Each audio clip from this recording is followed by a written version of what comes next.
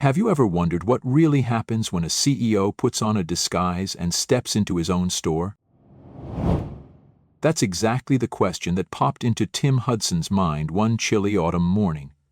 He was the founder and CEO of a thriving retail chain known for its colorful displays and friendly service. But Tim felt a nagging worry that his company was growing so fast that he was losing touch with the reality on the ground. He wondered if the brand's original values were still intact, or if profits had overshadowed employee well-being. That's why Tim decided to do something bold. He would go undercover. Armed with a casual jacket, a baseball cap, and a pair of reading glasses, he set out on a personal mission. He wanted to see firsthand whether his customers felt cared for and whether his employees felt valued. He was determined to know. Early that morning, Tim drove to one of his newest retail outlets on the outskirts of town. He deliberately chose a location he had never visited in person. As he parked his car, he felt a slight jolt of excitement mixed with nerves. Would he see genuine smiles or forced greetings? His plan was simple. He would pose as a curious customer wanting to buy a few items for an upcoming family event. By doing so, he hoped to observe how well employees were trained and whether they truly embodied the company's mission of putting customers first. Tim's heart pounded as he pushed open the store's glass door, noticing the vibrant signs and product displays. He inhaled deeply, expecting to feel at home. Instead, he felt like a stranger in his own creation. For a fleeting moment, he wondered if this trip would change everything. He pressed forward with resolve. He wandered through aisles filled with an array of merchandise, decorative pillows, scented candles, and elegant vases. He admired how neatly the items were arranged, a testament to the company's meticulous standards. Yet something felt off. He noticed a young employee near the electronics section leaning against a shelf, scrolling on his phone. The employee's name tag read Brad. Tim attempted to make eye contact, but Brad didn't budge. An uneasy feeling crept over Tim. He cleared his throat and asked if there were any special promotions for the day. Without looking up, Brad mumbled, "I don't know," and returned to his phone. That curt response hit Tim like a punch to the gut. Could this really be happening in a store that prided itself on exceptional customer service? He hesitated, wondering whether to confront Brad or explore other parts of the store first. He decided to walk away quietly. He strolled toward the home goods section, determined to give the store another chance before drawing conclusions. That's when he spotted Ethan, another employee, who was busy arranging ceramic mugs on a top shelf. Ethan looked to be in his mid-20s, exuding a calm and focused demeanor. Tim approached with a polite smile, quietly observing how Ethan interacted with customers. Almost immediately he noticed how Ethan would pause his task whenever someone walked by, just in case they needed help. That simple gesture made Tim's heart lighten a bit. When Tim asked about the differences between various types of mugs, Ethan eagerly offered detailed explanations. He talked about the materials, the best ways to use them, and even recommended a matching coaster set for a classy touch. Unlike Brad, Ethan seemed genuinely passionate about his role. Tim felt a surge of hope, reaffirming the values he once instilled. Curious to learn more, Tim introduced himself as Tom, a local resident who just moved into the neighborhood. Ethan offered to help him choose the perfect items for his home, suggesting practical but stylish options. Tim noticed how Ethan's voice brimmed with genuine enthusiasm, as though he took pride in making someone's day better. The conversation was so engaging that Tim almost forgot the real reason he was there. Then Ethan asked if Tim had visited the store's online community forum, where customers and staff often shared decorating tips. That gesture showed how much Ethan valued the company's broader vision of creating a supportive community. By the time Tim thanked him and headed toward the clothing section, he felt a sense of renewed confidence. Perhaps Brad was just an outlier, or maybe this store had a mix of employees, some more invested than others. Tim intended to find out soon. As Tim made his way through racks of shirts, jeans, and jackets, he saw an older employee named Caroline offering a warm greeting to every passerby. She even helped an elderly man carry his items to the checkout area. Tim felt proud that people like Caroline still embodied the kindness he cherished. It reinforced his belief that a retail store could be more than just a place to buy things. It could be a space of genuine human connection. He took a moment to watch her interactions, making mental notes. However, as he continued, he also observed pockets of disengagement. A few employees hurried past customers without a smile, seeming preoccupied or bored. Tim wondered if the underlying reason was poor training, low morale, or simply the stress of daily life. Nevertheless, his mission remained clear: figure out what truly went on behind the scenes in his own establishment. He persisted. Moments later, Tim walked toward the store's customer service desk, where he planned to ask a few routine questions about returns and exchanges. He hoped to remain inconspicuous, but the line was short, and the attendant, a frazzled-looking woman named Marla, immediately gestured him forward. Marla seemed overwhelmed, typing frantically on the computer, while another phone line rang incessantly in the background. Tim asked about the return policy for electronics, but she curtly said, "It's on the receipt," without making eye contact. When he pressed for clarification, Marla let out a deep sigh, as though he were testing her last bit of patience. Tim felt a twinge of disappointment. This was hardly the welcoming, helpful environment he believed his company stood for. Before he could probe further, Marla waved him away, saying she had other customers to attend to. Tim quietly left, thoughts swirling in his mind. He took notes. Feeling a mix of frustration and determination, Tim decided to explore one last area, the storeroom. He'd heard rumors that conditions behind the scenes were cramped and unorganized, leading to delays in restocking.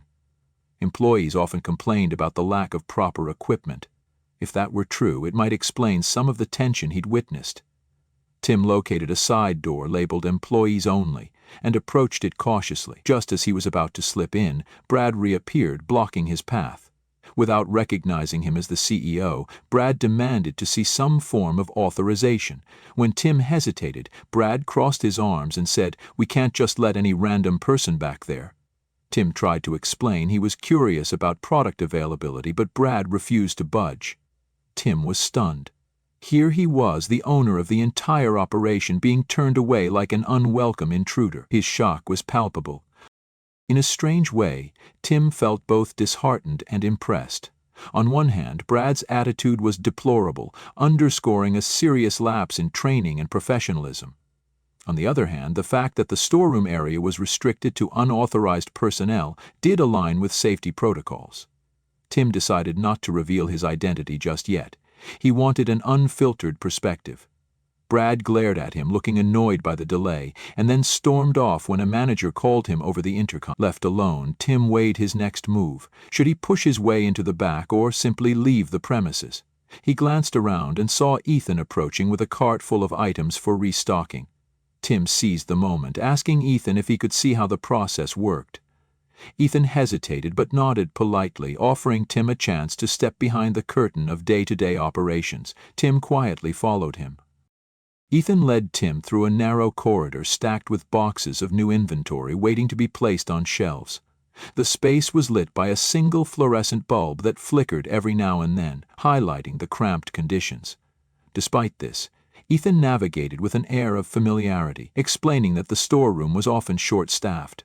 They passed a small break area cluttered with half-empty coffee cups and worn-out chairs. Tim's heart sank. It was evident that the store's back-end operations lacked the polish and care given to customer-facing spaces. Ethan admitted he usually stayed late to help organize shipments because he believed efficiency in the back would improve customer satisfaction. Hearing that, Tim felt a wave of gratitude for this dedicated employee who took such pride in his work. Still, Tim wondered how many more Ethans the company had, and how many more Brads were undoing their efforts. He silently took note. Eventually, Ethan excused himself to resume his duties, leaving Tim in the storeroom. Tim found a quiet corner and pulled out his phone to jot down key observations. He made note of employee morale, store cleanliness, and the discrepancy between front-end and back-end conditions. The list grew longer with each passing minute. Part of him felt guilty for not having caught these issues sooner. After all, he was the one setting company policies. His vision had always been about creating a positive, inclusive environment, but somewhere along the line that vision got lost. Tim recalled a quote his father used to share: A leader who's lost sight of his people has lost sight of his purpose. That memory stung, yet it also motivated him. He realized that bridging this gap required more than a simple pep talk or a new rule. It needed true engagement. He resolved to do much better. Stepping back onto the sales floor, Tim noticed the lunchtime rush had begun. Customers filtered in, scanning shelves and asking questions. He saw Caroline still assisting people near the fitting rooms, while Ethan helped ring up a long line at the registers. Brad, however, was nowhere in sight. Tim wanted to see how employees handled a busy period, so he pretended to search for help choosing a birthday gift. Within seconds, Ethan spotted him and, despite being swamped, paused to check on Tim. Meanwhile, Caroline offered to locate a specific size for a mother shopping for her son. That level of attentiveness buoyed Tim's spirits. Still, he couldn't shake off the sting of Brad's behavior and Marla's dismissive attitude. He began to sense that the store's culture was fragmented. Some employees were shining examples of service, while others seemed frustrated and disengaged, tarnishing the brand. The contrast was truly glaring. Ready to leave, Tim decided to grab a quick sandwich at a small cafe next door, hoping to gather his thoughts away from the store's hustle. While sipping his coffee, he reflected on everything he had witnessed. Some employees were overworked yet devoted, while others were apathetic, tarnishing the experience for everyone. He realized that in pushing for expansion, he might have neglected to nurture the core values he once championed. Growth was exciting, but it meant nothing if the human element was lost. Another quote from his father drifted into his mind. "The bigger you grow, the closer you must stay." Tim finally understood the weight of those words. Deep in thought, he scrolled through his phone and saw a company-wide memo he'd sent months ago, filled with lofty goals and targets. In that moment, he wondered if he had lost focus on what mattered. His coffee tasted bitter. Determined to make immediate changes, Tim returned to the store. He removed his disguise in a discreet corner of the parking lot, adjusted his blazer, and walked back in as himself, Tim Hudson, CEO. Heads turned the instant he stepped onto the sales floor. Caroline nearly dropped a stack of towels in surprise, and Ethan's eyes went wide. Even Brad, skulking behind a display, appeared stunned.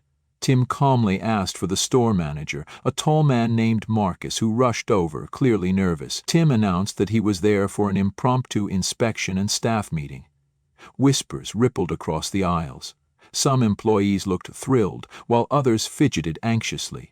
Tim could see the question in their eyes. Why was the CEO here without advance notice? He offered a reassuring smile, asking everyone to gather by the seasonal display area. Today was about accountability and about hope. A quiet hush fell across everyone. Standing in front of the curious crowd, Tim began by thanking them for their hard work. He praised employees like Caroline and Ethan for embodying the company's values, reminding everyone why they had joined the organization in the first place. Then he acknowledged that not everything was perfect. He spoke candidly about areas needing improvement: customer service lapses, cluttered back rooms, and inadequate support for frontline staff. He looked directly at Brad, who shifted uncomfortably, and mentioned that complacency and disrespect would no longer be tolerated. A heavy silence filled the space.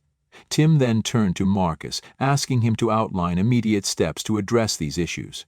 Marcus, though visibly tense, promised to reorganize the storeroom, schedule extra training sessions, and implement a mentorship program pairing new hires with seasoned staff. Tim nodded, emphasizing that these changes would require everyone's commitment to truly transform.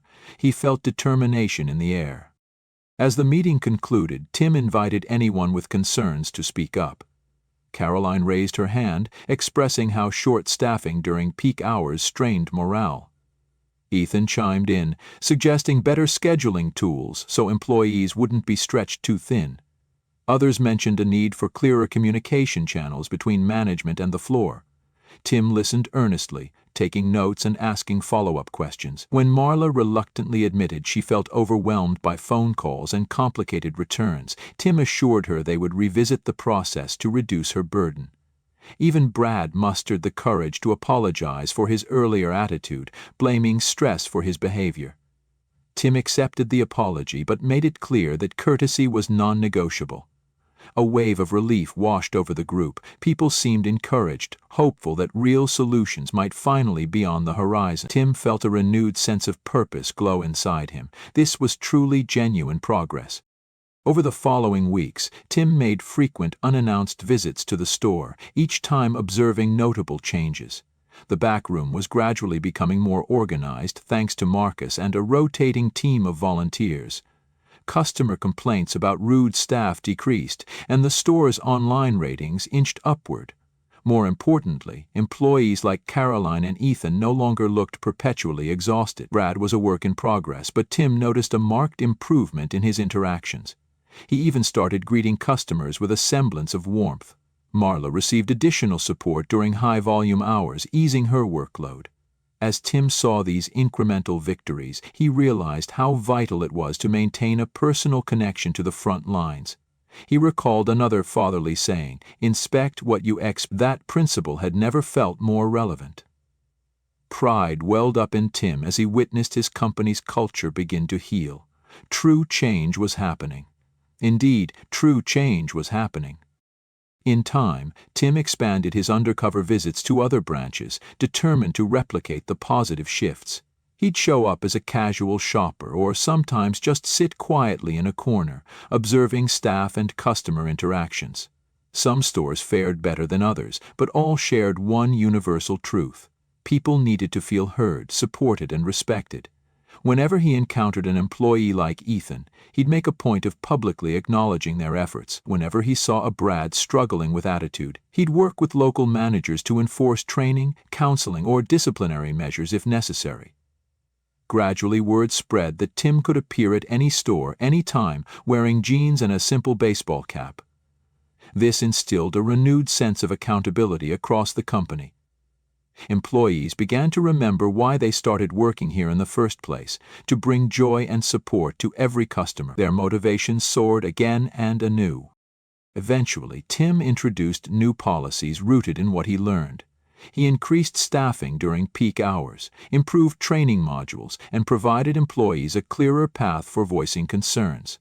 Instead of top-down directives, he encouraged open dialogues through monthly town hall meetings, where ideas flowed both ways.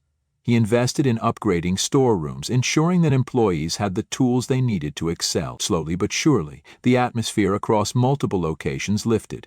Customer feedback became overwhelmingly positive, and sales even saw a steady rise. Yet the numbers mattered less to Tim than the revitalized spirit among his staff. Strolling through a once chaotic back room to find it neatly organized brought him a quiet joy.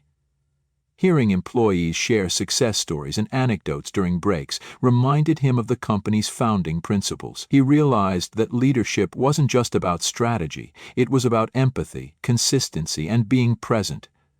His father's wisdom echoed, "Lead with heart." Standing one afternoon in that same store where he was once turned away, Tim watched Caroline assist a new hire and Ethan patiently help a customer. He smiled, remembering how this journey began with frustration and a single shocking encounter. Yet it led to a profound awakening that reshaped not only one store, but an entire organization's heartbeat. Tim had learned that no matter how big a company grows, it must remain anchored in empathy, transparency, and true connection with its people. As he gathered his thoughts, he felt gratitude for employees like Ethan, whose dedication reminded him why he founded the business.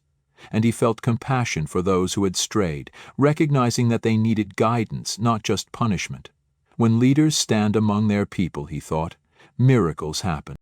May this story inspire you to lead with heart, stay curious, and share your thoughts generously.